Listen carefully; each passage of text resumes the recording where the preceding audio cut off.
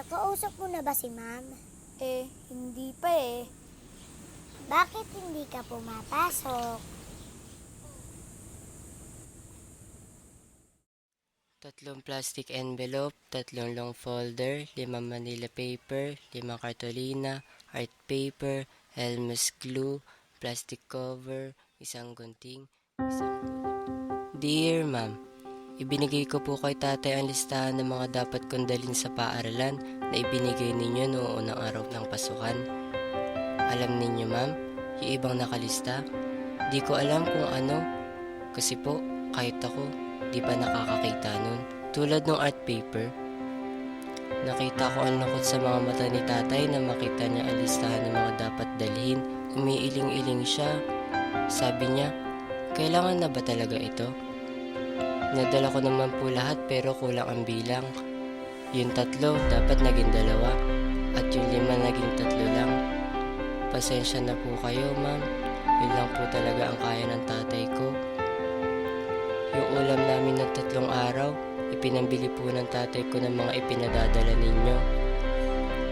Marami rin kayong pinapagawa sa klase na di ko kaya.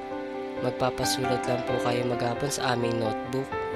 Alam po ninyo, nangihinayang ako sa papel dahil kapag naubos po ang notebook ko, problema na naman po ang tatay ko.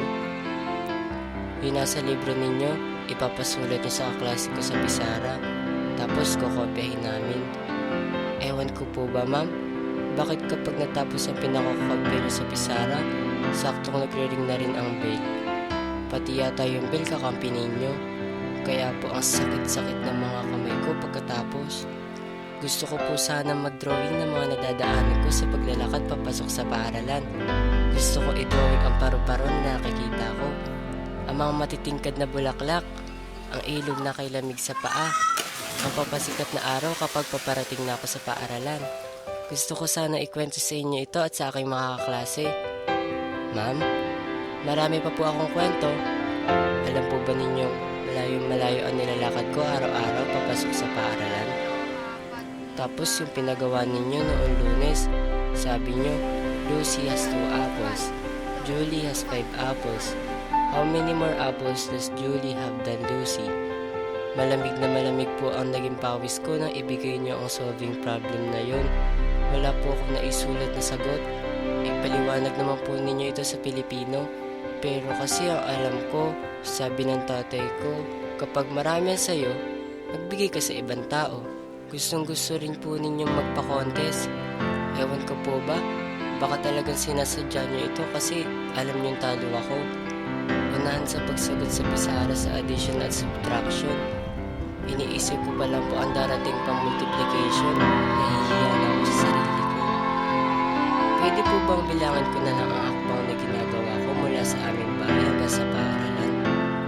Pwede po bang bilangin na lang ng pilapi na tinatiman ng tatay ko at kung ilang sako ng palay ang kanyang inaani? O kung ilang kilo ng kalamansi ang ibinibigay sa amin na may-ari na lupa pagkatapos na anihan? Sana po ang paaralan ay parang bahay. Ang mga dapat pag-aralan ay di na sinusulat o kinakabisa. Sana walang listahan ng mga dapat dalhin. Walang mga problemang kailangang isolve.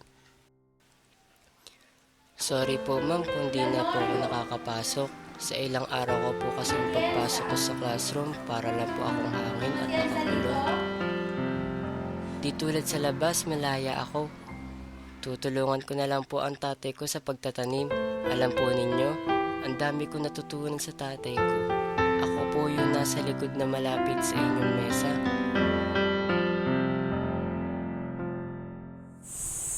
Babalik ka pa ba sa school? Oo naman. Kailan? Hindi ko alam. Siguro pangayaanin na ulit si tatay. Sana po ay natatandaan niyo pa po ako. Kasi gusto ko pa rin po bumalik sa eskwela sa tamang panahon. Ang inyo pong mag-aaral, Lito.